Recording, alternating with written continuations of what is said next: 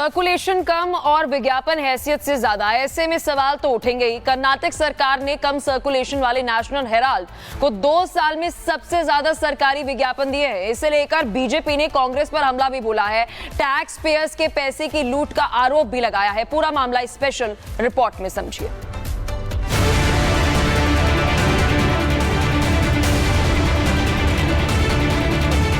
सिद्धारमैया सरकार के फैसले से तूफान उठ खड़ा हुआ।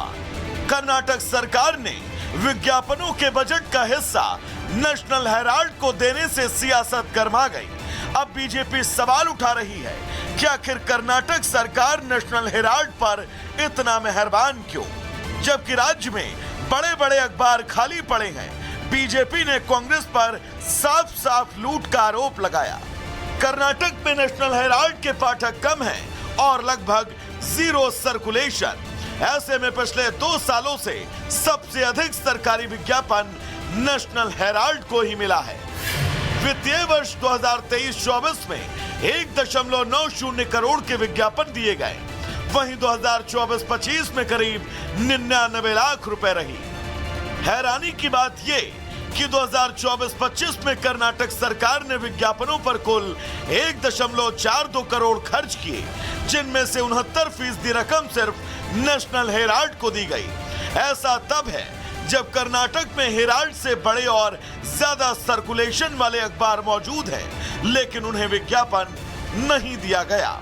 अब विज्ञापन मामला सियासी गलियारों में गूंज रहा है और बीजेपी सवाल पूछ रही है कि सिद्धारमैया सरकार मेहरबान क्यों है। Bureau report, republic Bharat. Circulation कम और विज्ञापन हैसियत से ज्यादा, ऐसे में सवाल तो उठेंगे ही। कर्नाटक सरकार ने कम सर्कुलेशन वाले नेशनल हेराल्ड को 2 साल में सबसे ज्यादा सरकारी विज्ञापन दिए हैं। इसे लेकर बीजेपी ने कांग्रेस पर हमला भी बोला है। टैक्स पेयर्स के पैसे की लूट का आरोप भी लगाया है। पूरा मामला स्पेशल रिपोर्ट में समझिए।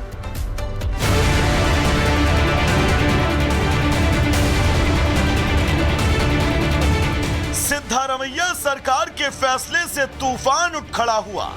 कर्नाटक सरकार ने विज्ञापनों के बजट का हिस्सा नेशनल हेराल्ड को देने से सियासत गरमा गई।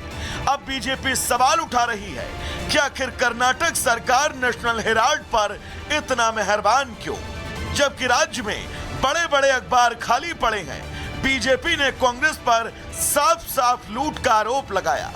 कर्नाटक में नेशनल हेराल्ड के पाठक कम हैं और लगभग जीरो सर्कुलेशन।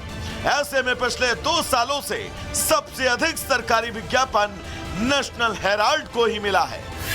वित्तीय वर्ष 2023-24 में 1.90 करोड़ के विज्ञापन दिए गए। वहीं 2024-25 में करीब 99 लाख रुपए रही। हैरानी की बात यह कि 2024-25 में कर्नाटक सरकार ने विज्ञापनों पर कुल 1.42 करोड़ खर्च किए, जिनमें से 69% रकम सिर्फ नेशनल हेराल्ड को दी गई। ऐसा तब है जब कर्नाटक में हेराल्ड से बड़े और ज्यादा सर्कुलेशन वाले अखबार मौजूद हैं, लेकिन उन्हें विज्ञापन नहीं दिया गया। अब विज्ञापन मामला सियासी गलियारों में गूंज रहा है और बीजेपी सवाल पूछ रही है कि सिद्धारमैया सरकार मेहरबान क्यों है। Bureau report, republic Bharat.